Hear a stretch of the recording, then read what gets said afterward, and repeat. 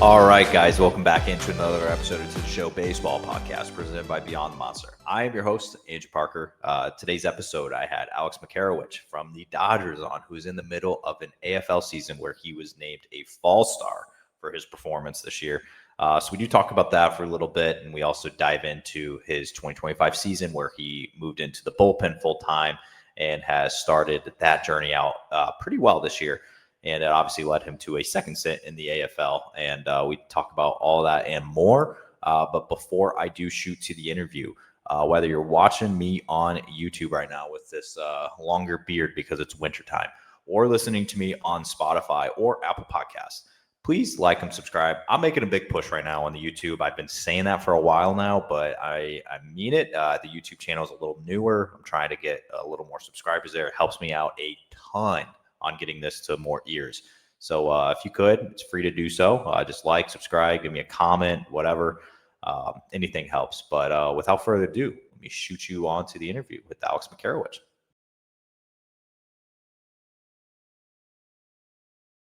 All right, I am joined by Alex Makarewich from the LA Dodgers organization. And Alex is in the middle of, he's actually close to the end of his AFL stint down in Arizona playing for Glendale, and that is exactly where I want to begin. So you were obviously named a Fall Star for having a fantastic outings in the AFL. I just want to start there. How has the experience been for yourself in Arizona? Yeah, Andrew, first off, thanks for having me on. I really appreciate it. But it's been awesome. This is my second year in the fall league. I came last year as well. And this one's been a lot more enjoyable for different reasons, whether it's because I've been pitching a little bit better, but also just because I'm a little more comfortable after having a real full season this year, being around the guys and just spending time at the field. I feel like I gained a lot of experience this year, and I think that that's helped me a lot. And it's just been a good time, man. I mean, playing extra baseball, it's tough because it's like, okay, we played a full season, but it's been awesome. I feel like I've taken some strides, and yeah, I mean, I'm excited to be out here. It's been awesome. So. That's something I don't really see too often, is a guy going to the AFL twice, and let alone back-to-back years. How has that been like, I guess, just being back a second time? Were you surprised to get that call?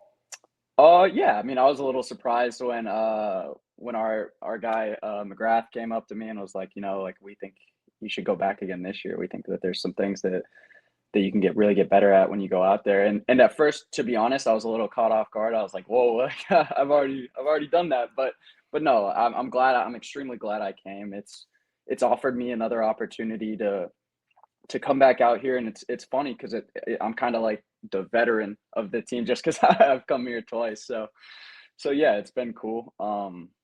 Yeah, I'm glad I came out here. So. And I just looking at the back of the baseball card numbers from your trip to Arizona last fall compared to this fall, Sure. it does look like you've had a better go around this time. I'm Sure. sure you'd probably be the first guy to say that. But what did you, I guess, what did you do differently this time around? I know you said you're like, hey, you're the veteran now, like you know what the experience is like. You kind of have your foot under you, but what did you change going into this year compared to what you did last year? Sure. I mean, obviously there's the mental aspect of, oh, this isn't a newer or as new of a situation anymore. So I think that's definitely been helpful. And then there's things mechanically and just different stuff pitching wise that we did during the season that kind of led to a little more consistency out here the second time around. I think last year I had a couple injuries. It was my first season in pro ball. So there were some other variables going on that I think that kind of hindered me a little bit, but I think that I learned a lot this year, and I was kind of able to carry a lot more with me as I came here. So I think that that's been really helpful overall. There is, I was watching an interview you did, I think at the beginning of 2025. I think it was around spring training time. And you had mentioned that you were completely switching away from starting and you were going straight to, strictly bullpen from there on out. Looking back at your season, what would you have to say, if you had to put it in your own words, what was your season like, just having that first full year under your belt in the bullpen, in that routine, and not worried about starting anymore? I think it was super helpful for me. It gave me the opportunity to get comfortable doing kind of one thing, but also it gave me the chance to kind of just figure things out and try things out. I think that when I was starting, it was very much so, okay, every 6 days I'm gonna go, and I need to make sure I can handle my routine the same way and do this and do that. But when you're relieving, you could pitch any day, you know? So I have the opportunity to kind of go out every day and treat every day like its own thing rather than having to put together a week-long plan of things that I'm going to need to do. And for whatever reason, it's helped me between that and knowing that, if I have a battle and I'm going to go back out in 2 or 3 days and go do it again, I think that that's kind of lightened the load on my shoulders and kind of allowed me to just be like, you know what, I'm just going to go out here and do my best. And if things go my way, awesome. If they don't, I'm going to be back out in 2 days. So Is that something as well that has opened you up a little bit? You think, obviously, just the whole preparation, mindset, schedule, routine, everything is so different between starting and relieving. And, one thing that is always talked about when guys do happen to go from starting to relieving is like, oh, like, I wonder what their stuff's going to look like in a shorter, spurt compared to, having to go out there and try to last 5, 6 innings. Have you noticed that about yourself? Just, I know you're a guy that can touch 100. You did do that this past year. Did you notice an uptick in any of your stuff or anything like that? Like, what did that look like for you this year? yeah, 100%. I think, like you said, it allows me to go out there and kind of be like, all right, you know what? Like, I'm going to give everything I got for 20 or 25 pitches rather than having to plan it out. And I think I wasn't a very good starter if you look at my numbers, anyways. But I think that's kind of what I did starting. So it was like I would kind of sputter out at the end. And so I think that, yeah, this has been an awesome opportunity to just go out there and blow, honestly, like just go out there and just throw as hard as I can, throw nasty stuff and kind of see where it gets me. So yeah, I think it's been super helpful. Hey man, don't say you weren't a good starter. I mean, you obviously got to where you were for a reason. You obviously have good arm. Pitching's tough, man. It's not easy. I think It is some tough. people just watch, the World Series and watching, Trey Savage doing what he does, or all these guys, and Sure. you're like, oh, this guy was in single Yeah. A at the beginning of the year. Anybody can do it. Yeah. So, he's a Yeah. freak. Oh yeah. Yeah. It's It was awesome to watch a guy like that though, because I know what I've gone through and I know what it takes to bounce to a new level and then kind of figure it out there and go, and to watch a guy kind of just be able to just eat them up and then get to the big leagues and pitch on the biggest stage in the world and have success. It's awesome. It's awesome. Yeah, but it's not normal. And I think No. people are going to start thinking it's normal just because we saw a few of those this year where Yeah. there was another one in Boston with Peyton Tolley. He started off in single A this year and he ended Sure. up pitching in Boston. And it is not normal. It is very hard to do that. So, Yeah. so no, give yourself some credit. Obviously, and that this is something also I want to talk about is obviously, strikeouts. You're very, I think you're used to getting strikeouts at this point. But there is something very unique about just looking at your numbers and your stats is you do not give up the home run ball. And I don't want to I don't want to, I got to knock on wood. Like I'm knocking on my Sure. desk right now Yeah. because I know you're still pitching in the AFL Yeah. right now, but it is something interesting to me because guys with a lot of velocity like yourself, sometimes they leave one at a good spot and, hitters eat it up. And for Sure. yourself, you've only given up, I think I saw like 4 home runs in your entire pro career so far. Is that something you like? You like? Is that something that I guess that you kind of pride yourself on? That it's just like I don't give up the long ball. I don't give up like this damage, like other pitchers maybe throw as fast as you do. Sure. I think that parts of it lead back to I have the tendency to walk guys as well. So I think that when you're in zone less, you also kind of are able to push those numbers down a little bit. So as I continue to get better in zone, I think that those numbers will push up a little bit. But yeah, it is something that I take pride in. Um, I have a hoppier kind of fastball, so it lends itself to being put in the air more often. So the fact that I haven't given up as much damage in the air kind of gives me hope that it's like, okay, well, as I continue to be more in zone, as I continue to learn and grow as a pitcher, I think if that's something that's going to stick around, it's going to help me out a lot. So yeah, I think it's awesome. So obviously, every pitcher out there wants to, have a ton of strikeouts, no Sure. walks, no anything like that. But obviously, talking to guys over the years, it's easier said than done on Mhm. being in the zone and not walking guys and all this. And how does that look for one to like sincerely work on, getting more in the zone? Like what does one have to do? Like, I guess, what does that look like for yourself as you're, getting ready for next season and things like that? Sure, sure. Yeah, I think for me personally, I've learned that it's a lot of nine pocket work, honestly. A lot of guys, especially at our level, don't like to throw to the nine pocket. It's one of those things where it's like, dude, get that out of here, get a catcher over here. But for me, it allows me to be extremely objective with myself. It doesn't lie. With a catcher, you can get like a frame or guys moving the glove and you can kind of talk yourself into being like, oh, that was close. But with the nine pocket, it's extremely objective. It doesn't lie to you. It either goes in or it doesn't. So for me, that's been something where it's helped me to grow. And I can't lie. At first, when I first started doing it, I wasn't putting a ton of them in the nine pocket. And that was an embarrassing feeling. And I kind of had to get over myself and get over that kind of ego part of, oh, well, I don't want to do this because like I'm not good at it. But I have gotten better. And as I stuck to it, I think between that and being able to go out there and be confident and knowing that I'm gonna put pitches in zone and have a good shot at putting a good number of guys away. I think that's kind of what's worked for me. So you had mentioned, I think off air before we started recording that, you are working out, once you're done with the off season or with the AFL, you will be heading back to Texas and you'll be working out there in South Lake. What's your off season going to be looking like as far as like training wise? And are you going to take, as much time off as you can since you had the AFL? I guess, what does it look like for you this off season? Yeah. So I think naturally we'll have the 2 week kind of deload where I'm not going to stop throwing completely. I'm not a guy that likes to stop throwing completely. I always feel like it just ends up taking me longer to build back up. So I'll play wall ball honestly, probably 3 times a week for 2 weeks, where I'm just throwing the bouncy ball, trying to be athletic off the wall. And then yeah, right back to it. I'll start lifting, start throwing again, and we'll get back to it. So nothing crazy. I kind of treat it how I would even if I hadn't gone to the fall league. Um, so yeah, nothing crazy. Is that weird for you not having like a I guess quote unquote like regular off season in over 2 years just due to being in the AFL? Is that like has that been a weird thing for you to adjust to?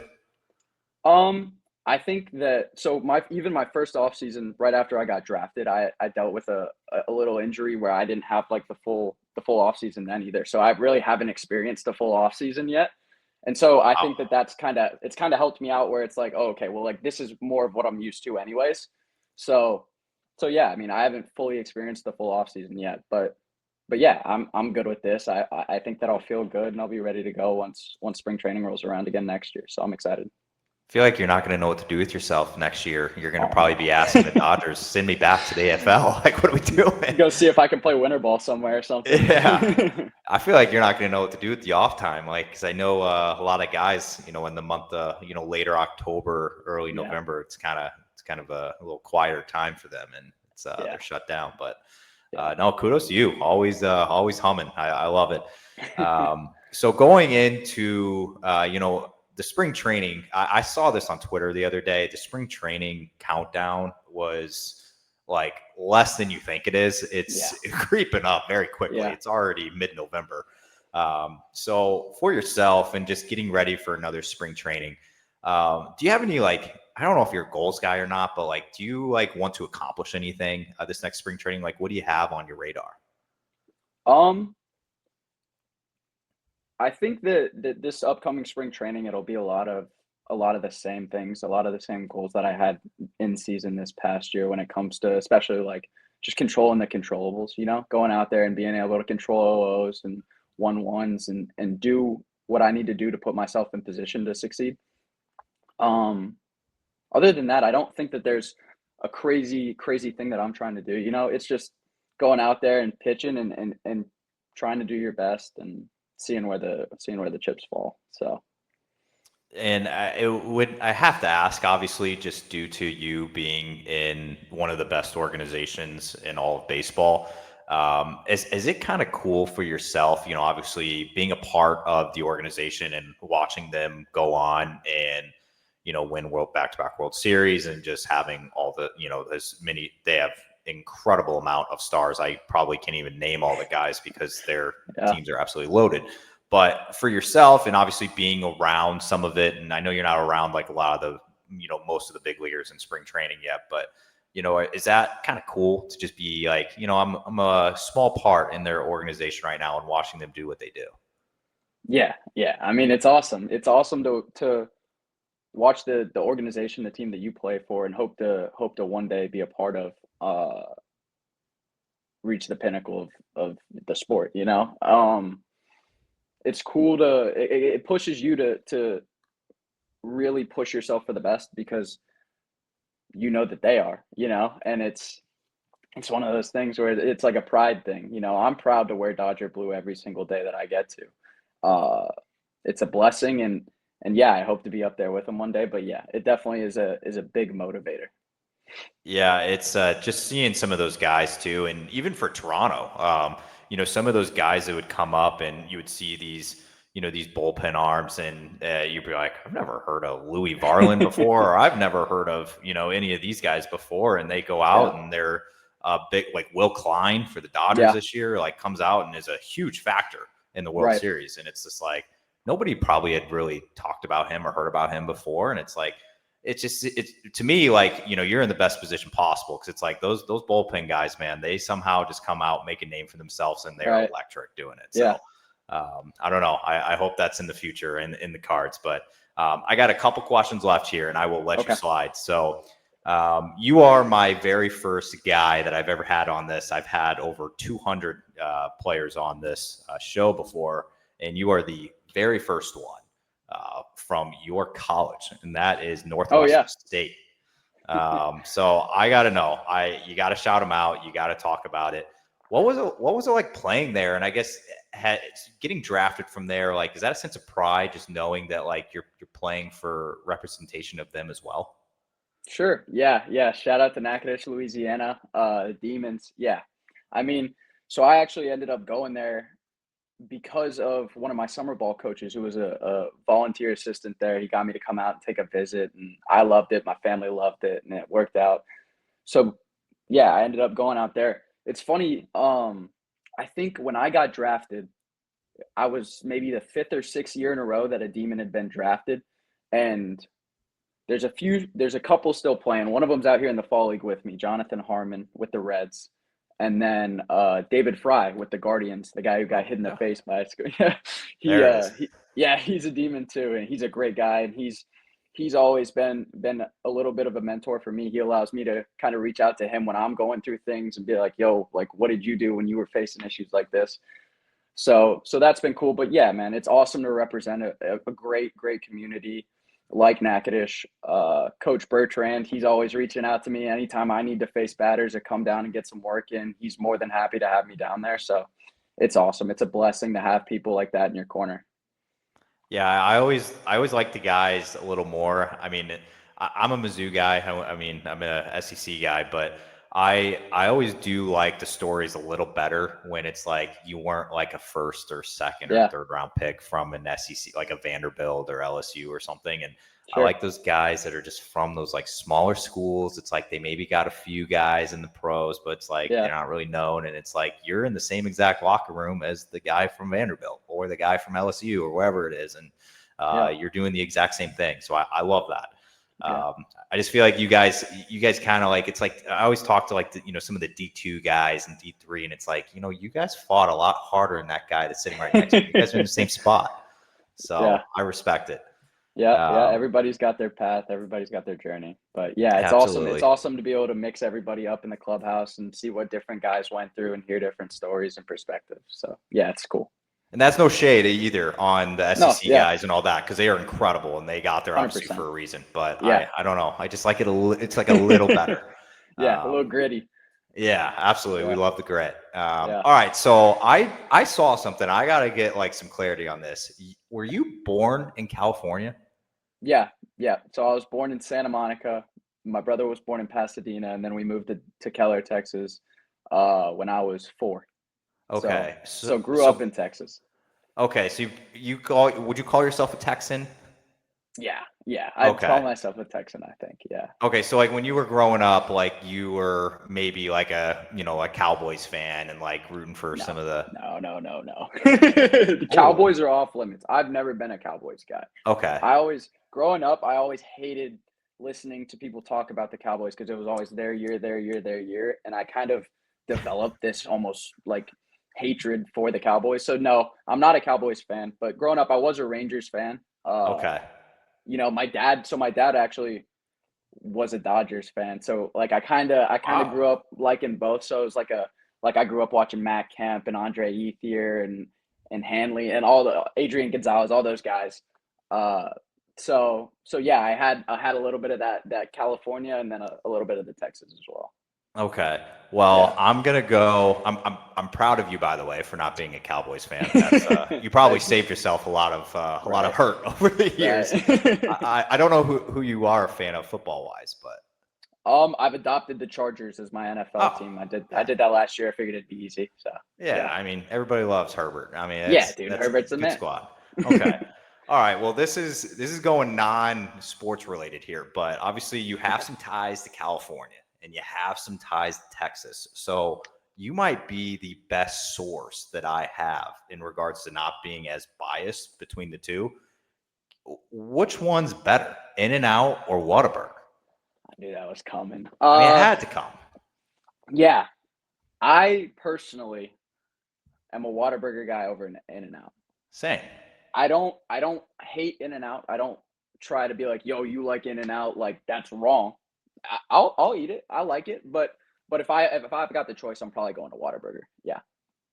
Yeah, I feel like I'm the same, and I'm a guy that was a transplant in Texas Mhm. this past year, and I tried them both. I have no like prior ties to either of them, and I just liked Whataburger better. But it wasn't that I Sure. hated In and Out; it's just Right. that like I don't know, Whataburger's great, man. I don't know what to Yeah, tell dude. you. Like you get a patty melt from Whataburger. I mean, I honestly, I'm not. There's nothing in In and Out that's topping that for me, but that's okay.